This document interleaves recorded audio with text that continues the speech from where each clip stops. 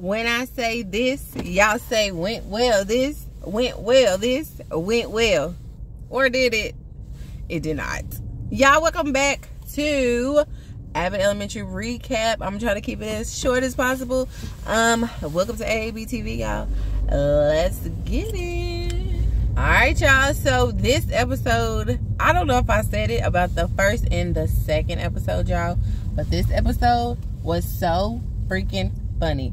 I don't know if it was because I was halfway asleep or what, but this episode was hilarious to me. So this episode, y'all, was pretty much took place in the school. Janine, of course, is visiting Abbott once again. She says that she goes to check in and pop in at the school, and then she also checks in and pops in at in her class that she had, just to say hello and meet the subs. And like I said, there's a rotation of subs that that we have already seen, and this particular sub, Jessica, don't forget to take the I out, Jessica, she was not really Janine's cup of tea. She did a lot of things different than Janine did. She seemed very, very, very familiar to me from a substitute that I have worked with, and I feel like that's one of the reasons why it was so hilarious to me. You already know that, you know, whenever you are quote-unquote different, you know, people kind of side out of the situation, and I feel like that's what Janine was doing the entire time. Jessica was very much the opposite of her. She was very like flighty, sometimes quirky. She more of like a feelings teacher. She didn't get too strict, too deep into things. Had the kids calling her by her first name. And Janine was just kind of like, what is going on? And then we see that everybody's outside. There's firemen, there's fire trucks, there's things going on, and everybody's out there like, what the heck is happening? Like, you know, something's always going on here at Abbott. And come to find out, there was a student who had a cigarette, and somehow that cigarette was lit, and they was just like, what the heck is going on? Now, mind you, Ava and Melissa are the ones who found the person, the suspect, the student, and everybody was just like up in arms about the whole entire situation. And even in the midst of the conversation with the fireman, did y'all peep how Melissa was like flirting with him, and he was flirting with her and giving the eye, and then Ava looking at the camera like, y'all see what I see? Yeah, it was that type of energy going on. And so we get to a point where the whole crew is in the break room as usual, and they are having a discussion as to how retro cigarette smoking is, and you know, people vape, people do this, people do that. And then they got into this situation where they all started ganging up on Jacob because he said how disgusting it was, but then they had to remind him, sir, you vape. And then he was like, well, you do this. And then that person will be like, well, you do that. And then that person was like, well, Janine smokes weed every day. And she was like, no, not every day, every night. And Barb was just like, oh my gosh, y'all need to try Jesus. And when I tell y'all, it was so funny. I was like, I knew that she was going to say that. I knew it. I was anticipating. I was waiting. I knew, because if you are a church person like I am, I grew up in the church, you already know that whenever it comes to drugs, alcohol, whatever, somebody older or younger is gonna always be like, you try the drugs? Well, you gotta get with the most high. You gotta, and I just knew that was like, you wanna try drugs? No, you need to take that away, and you need to try Jesus. And then everybody was looking at her like, oh my gosh. And I was, woo, that was a highlight of the episode for me. So anyways, as they're going back and forth throwing, you know, their different vices at each other, they realize they have a peeping Tom. And that peeping Tom is another student who done recorded the whole conversation and then took off running. They find him. Everybody's slow trying to catch this little preteen teenager.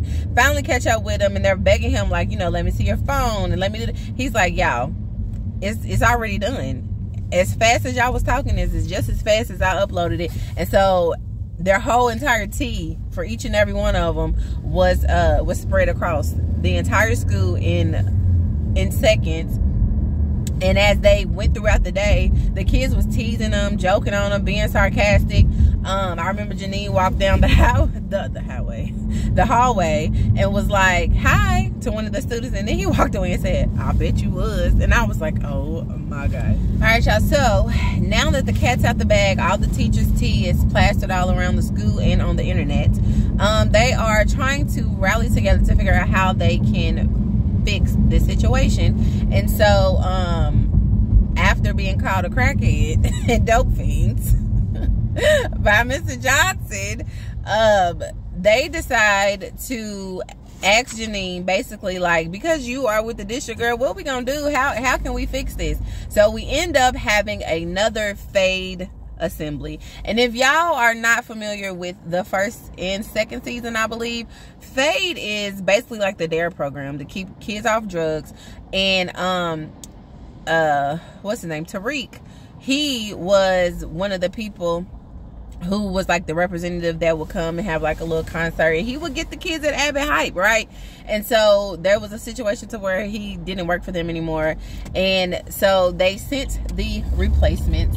And let's just say they were nothing like Tariq. Everybody was bored out of their mind. Also, they were pretty taken aback by how silly and how just off the wall, what was his name, Slimmy was. I think that's what he said, to call him Slimmy.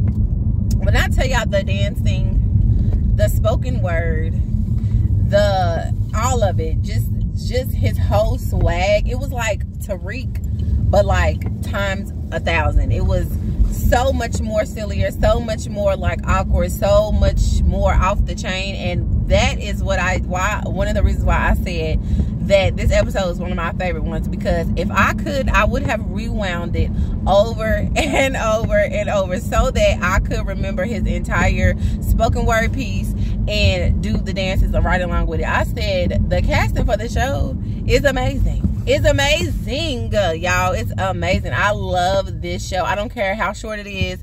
I don't care about none of that. This show always is a hit. It's always a hit for me. But anyway, they have little Slimmy come and do his thing, right? The teachers are looking like, what's going on? The kids just like, this is crazy, this is awkward, what is all of this for? So then he introduces another representative, some young woman or whatever, and she comes out talking about some hello black youth. I said, oh, here we go. She's trying to give them all the hardcore facts about drugs and all of that. And then after that, she opens the floor to Q&A, and the kids start asking questions. And then like, just out of nowhere, she becomes confused. She becomes overwhelmed. They start hitting over questions, and according to CNN, this, and my mama does this. And then she just couldn't take it anymore. She became, like I said, overwhelmed, and decided to basically just tell the kids off. And then the teachers out they seat talk about, are you high? Why are you talking to these kids like that? You're not making it no better. You confusing the kids even more. And as soon as Ava asked her, was she high because of how she was acting, here comes Slimmy with a whole gang of smoke behind him, because he's in the back getting faded his daggone self, talking about some keep kids off drugs, and he's back there doing it himself. Y'all, that whole assembly was a mess. And even before the assembly happened, Greg had sent some like a little attitude towards Jessica from Janine, and she was, you know, over there complaining to her friend about him. And to Greg's surprise, he was just like, well, have you ever had a conversation? You need to go talk to her. Like, you need to have a conversation with her, get to know her, instead of, you know, just assuming things off the bat. And she went over there, tried to talk to her, tried to give her some tips, told her that she was there if she needed tips because of her lack of years working with children. And the sub was just looking at her like, girl, what? I'm trying to listen to the assembly. Like, I'm not even worried about you right now. And she wasn't saying it in like a nasty way, but again, she was very like, oh my God, thank you for your help, but no thank you. And Janine was just like, okay. So that didn't help. That didn't make the situation any better. Janine was just really, really like annoyed because of the style and the way that this substitute was actually handling her class and her kids, trying to control stuff, right? So in the meantime, they're all like, that was a bust. Like, the assembly did not help. What can we do to rectify the situation? Now all of a sudden we have new mandates from the district. The kids have to be searched, and their book bags, their lockers, and all of that stuff. They feel like they're in prison. They feel like, you know, they done did all of this to try to help the situation, to help them, you know, look better in front of the kids, and also teach the kids about, you know, the importance of staying away from drugs and alcohol and tobacco and not making good choices. But it backfired on them. And so they started talking, and Janine basically, like I said, was mentioned how nobody ever sat down to have a conversation with the student, Curtis, I believe that was his name, that nobody sat down and just talked to him to ask him why he had the cigarette, why he bought it, what caused him to want to light it up, you know, because they said he was a good kid, and you know, with the new mandate, he would have to be suspended and all of that stuff. And again, kids make poor decisions, but that don't mean that they're bad people, and there are other ways to help the situation instead of just kicking them out of school, right? So that's basically what their whole conversation was about. And so Greg decides that he and then Melissa agreed to go talk to this student to figure out what was going on, you know, like I said, what made him do what he did and why. And even though, like I said, Ava was saying that she had to suspend him regardless, they still just wanted to have a conversation. And because Janine made that statement about having a conversation, I was just like, well, that's kind of hypocritical a little bit, friend, because you aren't even trying to do that same thing with the substitute. You are like assuming things about her off top. You are jumping to conclusions about her teaching style and how you don't like it and how the kids are affected by it and how she needs to do it this way and that way, instead of going, like, even like Greg said, instead of going to try to get to know her, have a conversation and see where her head's at. Like, she just decided to judge her based off of nothing, basically. And so Melissa and Greg, they do end up going to the library to speak with the student. They asked him, you know, why'd you do it? And he said he was just curious, like a lot of kids are, and they end up making poor decisions. And so, you know, he was like, am I in trouble? I really didn't mean it. I didn't apologize. I'm really sorry. And they believed him because, like I said, his reputation was not one of, you know, always being in trouble. And so he walks out, and they're again upset that, you know, because of the mandate, they have to basically tell him that he has to be suspended, and it's going to be on, you know, like his school record and stuff. But Greg thinks that he can figure out a way that won't even have to happen. All right, y'all, and to pretty much sum up the rest of the episode, Greg decides to talk to his connect at the district, aka Janine, to basically see what she can do to get his suspension lifted. And he even put in there that no matter what she does, he knows that she's gonna be able to get it done, because she always do. And I was like, anyways, so yeah, he talks to Janine about, you know, the suspension being lifted. And then, but even before that, Barb and Janine are in the hallway talking, and, you know, the substitute Jessica, she waves at Barb, and Barb notices that Janine didn't wave back, and she's like, girl, when do you never wave at people? You stay hyper and cheery or whatever.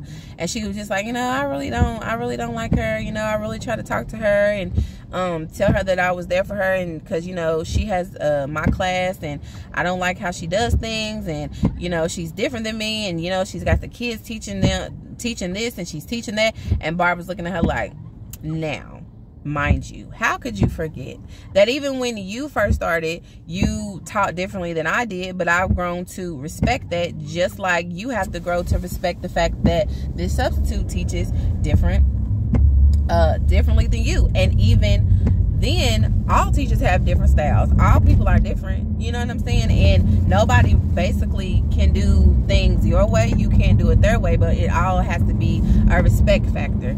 And Barb basically let her know that this isn't your class anymore. Until you come back, then that's your class. But right now, you don't have control over what other people do, how they're teaching, and they're not going to be here forever, just like you're not going to be gone to the fellowship with the district forever. So right now, you just have to, you know, release your hold on the class and let them do their thing.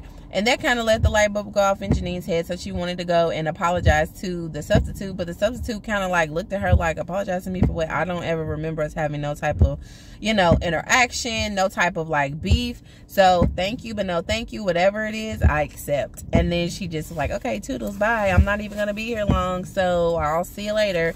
And then, like I said, Janine was kind of taken aback from that, but at the end she learned her lesson too. Like I said, to have those conversations, to not judge, and to release your control over stuff. And if that's not a word, I don't know what is.